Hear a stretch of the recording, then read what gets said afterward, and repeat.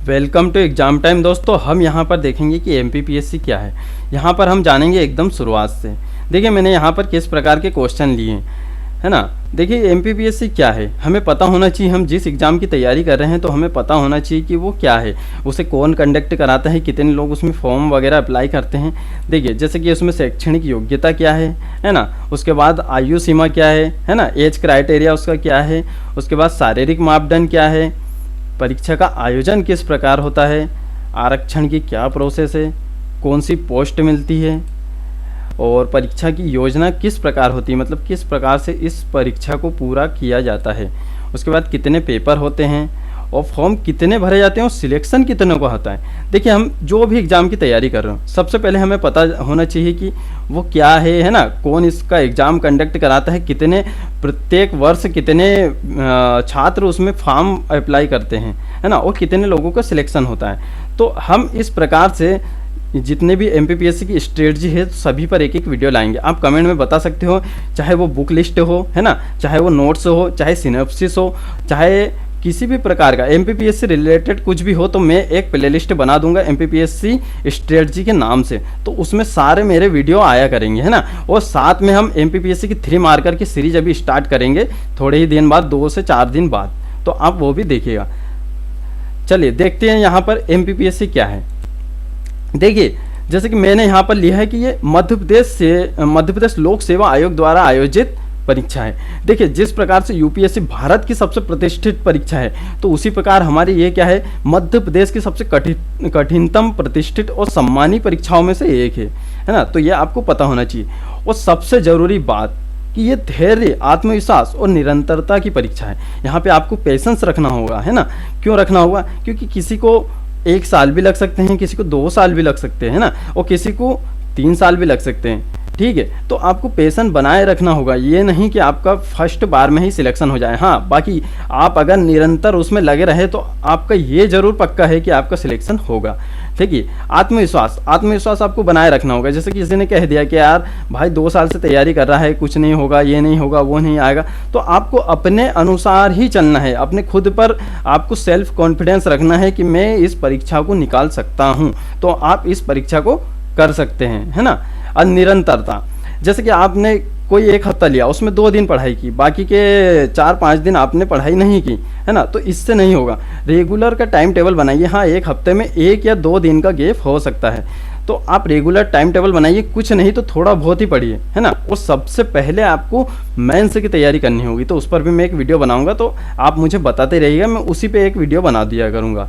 देखिए जैसे कि मैंने यहाँ पर एक बहुत शानदार कोटेशन लिया हुआ है कि वही हकदार है किनारों के जो बदल दे बहाव धारों के, है ना। तो आप में भी धाराओं के बहाव बदलने की ताकत है, तो आप भी ये एमपीपीएससी कर सकते हो। ठीक है, यहाँ वन डे एग्जाम नहीं है, यहाँ एक रण युद्ध की तरह है। यहाँ पर चक्रव्यूह में घुसना है तो अभिमन्यु की तरह वहाँ पे फंसना नहीं है। चक्रव्यूह को तोड़ने का रास्ता आपको पता होना चाहिए। ठीक है, और आप जितना समझ रहे हैं इतना भी कोई कठिन नहीं है। कोई भी परीक्षा इतनी बड़ी नहीं हो सकती कि वो मनुष्य के साहस से बड़ी हो। ठीक है, तो इसी प्रकार हम यहाँ पर देखें। देखिए जैसे कि इसमें संयुक्त परीक्षा होती है। एक होती है हमारी सिविल सेवा परीक्षा और एक होती है फॉरेस्ट वन सेवा। ठीक है, मतलब हमारी फॉरेस्ट से रिलेटेड होती है और एक हमारी सिविल सेवा होती है। देखिए जैसे सिविल सेवा में क्या होता है, जैसे डिप्टी कलेक्टर, डीएसपी, है ना, सीईओ, जनपद पंचायत, नायब तहसीलदार, है ना, चीफ म्यूनसिपल ऑफिसर, इस प्रकार की पोस्ट आती है। और ये राज्य वन सेवा में फॉरेस्ट रेंजर, इस प्रकार की पोस्ट आती है। देखिए तो यहाँ पर क्या होता है, जो भी मैथ्स बैकग्राउंड के जो भी कैंडिडेट होते हैं ना, जिसने जैसे कि बीएससी, बीटेक या एमबीबीएस, है ना, ईटीसी, यानी इस प्रकार के कोई भी लिए हो, तो राज्य सेवा परीक्षा में भी अप्लाई कर सकते हैं ना। दोनों का प्रीलिम्स साथ में होता है ना, बाकी मेंस अलग अलग होता है। और अभी तो राज्य वन सेवा का प्रीलिम्स भी शायद प्रीलिम्स नहीं, मेंस भी शायद ऑब्जेक्टिव टाइप होने लग गया है ना।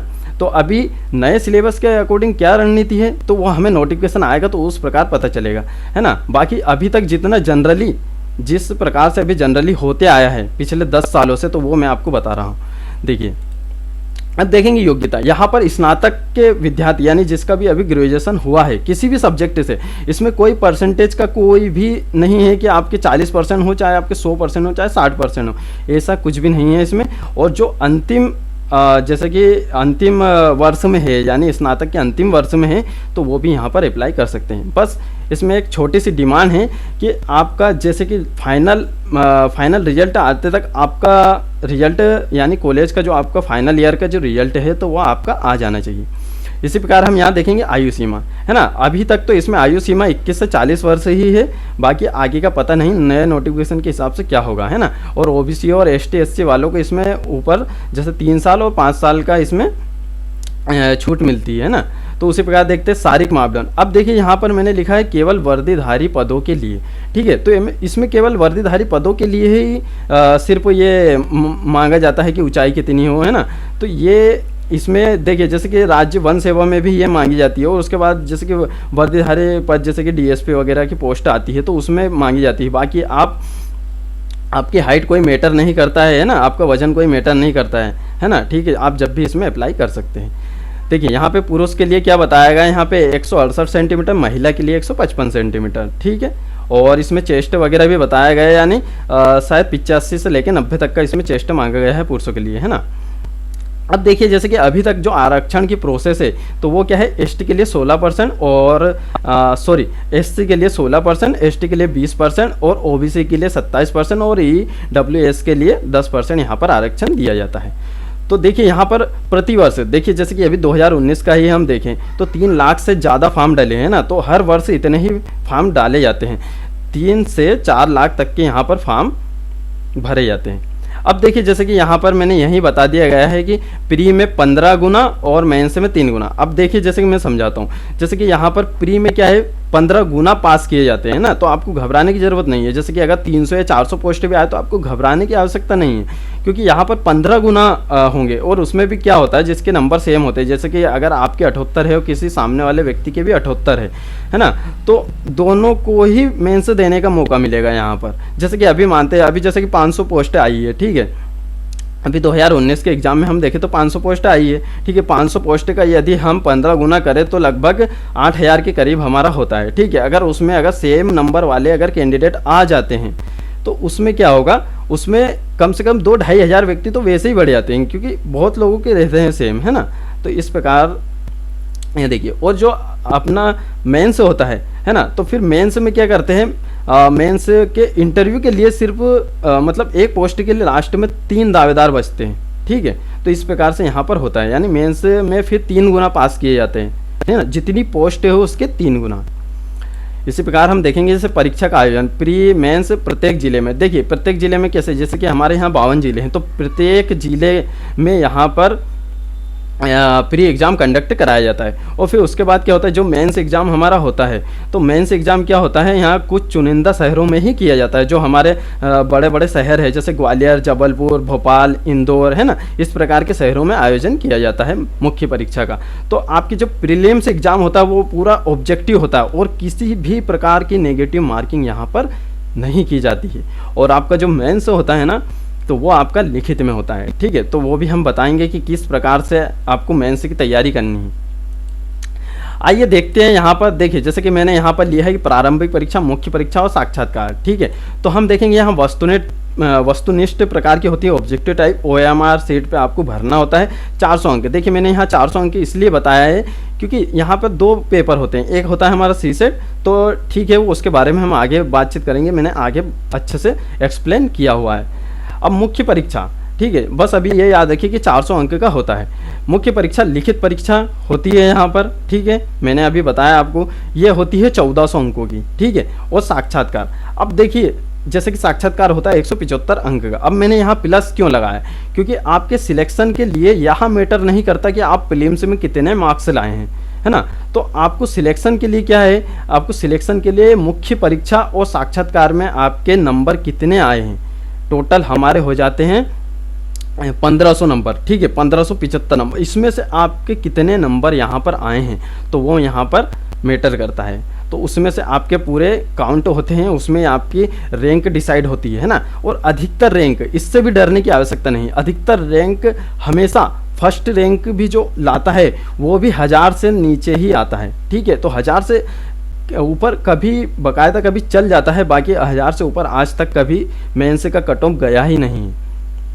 कट ऑफ की तो बात ही मत करो, क्योंकि कट ऑफ तो हमेशा 800 से 900 के बीच में ही जाता है। जो फर्स्ट रैंक लाता है वो उसकी बात मैं बता रहा हूँ यहाँ पर।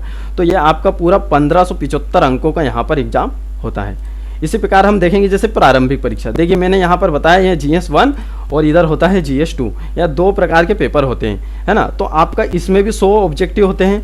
देखिए जैसे कि यहाँ मैंने बताया 100 प्रश्न 200 अंक के 2 घंटे यहाँ पर आपको दिए जाते हैं। तो इसी प्रकार यहाँ पर भी 100 प्रश्न 200 अंक के और 2 घंटे यहाँ पर आपको दिए जाते हैं, है ना। ये सुबह की शिफ्ट में होता है, दोपहर की शिफ्ट में होता है, ठीक है। तो इसमें क्या होता है, इसमें GK के क्वेश्चन आते हैं, अधिकतर MP से ज़्यादा आते हैं। तो उसका सिलेबस भी मैं आपको बता दूंगा। अब देखिए यहाँ C-सेट, इसमें क्या आता है, अपना हिंदी आता है, बोधगम्य क्षमता, यानी हमारे जो कॉम्प्रिहेंशन से जो सवाल आते हैं वो यहाँ पर आते हैं, ठीक है। मैथ्स, रीजनिंग और हमारी हिंदी। तो इसके बारे में यहाँ बहुत ही सिंपल क्वेश्चन आते हैं, आप आसानी से इसे क्लियर कर सकते हो। इसके बारे में कोई ज़्यादा वो नहीं है, क्योंकि दोनों में ही माइनस मार्किंग नहीं है किसी भी प्रकार की। और हाँ, एक और डाउट था, जैसे कि एक व्यक्ति मुझसे पूछ रहा था कि क्या MPPSC में अभी अदर कैंडिडेट यानी अदर स्टेट के कैंडिडेट क्या इसमें अप्लाई कर सकते हैं। हाँ, तो बिल्कुल इसमें कर सकते हैं। अभी किसी भी प्रकार का ऐसा कुछ नोटिस नहीं आया है आयोग की तरफ से, तो आप कर सकते हो बिल्कुल, ठीक है। तो यहाँ पर देखिए मैंने क्या लिखा है, प्रत्येक प्रश्न पत्र में 40% यानी 80 अंक अनिवार्य है। ST SC OBC के लिए 30% अंक। देखिए ये क्या चीज़ है, यहाँ पर देखिए जैसे कि मानिए यहाँ पर 100 प्रश्न है, ठीक है, 40 प्रश्न, यानी आपको 40 प्रश्न तो करेक्ट करना ही है दोनों पेपर में। देखिए ये क्या होता है, हमारा क्वालिफाइंग नेचर का ये हमारा पेपर होता है। क्वालिफाइंग नेचर मतलब कि यहाँ इसके अंक जो कट ऑफ होगा, जो हमारा लास्ट कट ऑफ होगा प्रीलिम्स का, तो उसमें ऐड नहीं किए जाएंगे। ये सिर्फ आपको क्वालिफाई करना है। और OBC के लिए तो मात्र 30% है, ST SC और OBC के लिए। और मात्र जो अदर स्टेट के जो कैंडिडेट है और जो जनरल में है ना, अनरिजर्व्ड कैटेगरी में जो आते हैं, तो उनके लिए सिर्फ 40% यानी 80 मार्क्स यहाँ पर लाने होते हैं। तो ये आपको समझ में आ गया होगा, ठीक है। यहाँ GK GS के पेपर होते हैं इसमें, और इसमें हमारा मैथ, रीजनिंग और हिंदी, ठीक है, इस प्रकार के यहाँ पर पेपर होते हैं। तो आपका सिर्फ ये 1 पेपर से ही कट ऑफ डिसाइड होता है। तो उसी प्रकार अब जानते हैं हम मुख्य परीक्षा के बारे में। देखिए यहाँ मैं शॉर्ट नोट मतलब आपको शॉर्ट जानकारी देने की कोशिश कर रहा हूँ, है ना। इसी प्रकार यदि जैसे कि आपको मुख्य परीक्षा के ही बारे में जानना है तो उसके लिए मैं एक सेपरेट वीडियो बना दूंगा। जैसे प्रीलिम्स के बारे में ही जानना है तो उसके लिए मैं सेपरेट वीडियो बना दूंगा, ठीक है। तो ये मैंने क्या करा है, कंबाइन, यानी जल्दी से मैंने समझाने की कोशिश की ही किस प्रकार से होता है। और आने वाले वीडियो में मैं बहुत अच्छे तरीके से एक्सप्लेन करूँगा आपको हर एक चीज़ें। आपका जो भी डाउट हो आप किसी भी प्रकार का मुझसे यहाँ पर पूछ सकते हैं। देखिए मुख्य परीक्षा में हमारे क्या होते हैं, यहाँ पर 6 पेपर होते हैं, ठीक है ना, 6 पेपर। तो हमारे जिसमें से जो 4 पेपर होते हैं वो क्या होते हैं, GS के पेपर होते हैं, है ना। GS के पेपर देखिए फर्स्ट पेपर में क्या होता है हमारा, इतिहास भूगोल, ठीक है, इतिहास और भूगोल का, यानी इसमें भी 2 पेपर होते हैं, पार्ट A पार्ट B। तो एक हमारा पूरा इतिहास का होता है, इसमें हर पेपर में MP को आप इंक्लूड कर दीजिए, हर पेपर में MP वैसे ही इंक्लूड हो जाएगा, क्योंकि ये MP का एग्जाम है, ठीक है। तो इतिहास भूगोल, ठीक है, तो ये हमारे होते हैं 3 घंटे के, इसमें 300 अंक के, यानी ये 150 का, ये 150 का। इसी प्रकार हम बात करते हैं द्वितीय प्रश्न पत्र के, GS2। इसमें हमारा संविधान, अभी मैं नए सिलेबस के अकॉर्डिंग बता रहा हूँ, जो नए सिलेबस के अकॉर्डिंग यहाँ पे आया है। यहाँ अर्थशास्त्र के साथ एक समाजशास्त्र विषय भी जोड़ा गया है, ठीक है। और अभी का जो सिलेबस नया आया है वो बिल्कुल बहुत शानदार बनाया गया है, बहुत शानदार तरीके से उसे डिफाइन किया गया है। आप आसानी से तैयारी कर सकते हो और प्रत्येक लाइन को पढ़कर पॉइंट टू पॉइंट आप नोट्स बना सकते हो, है ना। देखिए ये भी हमारा 3 घंटे का होता है, 300 अंक का होता है। फिर हमारा जो थर्ड पेपर होता है ये होता है विज्ञान, टेक्निकल और हेल्थ, ठीक है। इस प्रकार के इसमें यहाँ पे सब्जेक्ट दिए गए हैं, साथ में कंप्यूटर भी ऐड है, यहाँ पे पर्यावरण भी है ना। तो इसका सिलेबस यदि आप देखो तो ये बहुत डीप हो जाता है, मतलब बहुत बड़ा हो जाता है इसका सिलेबस।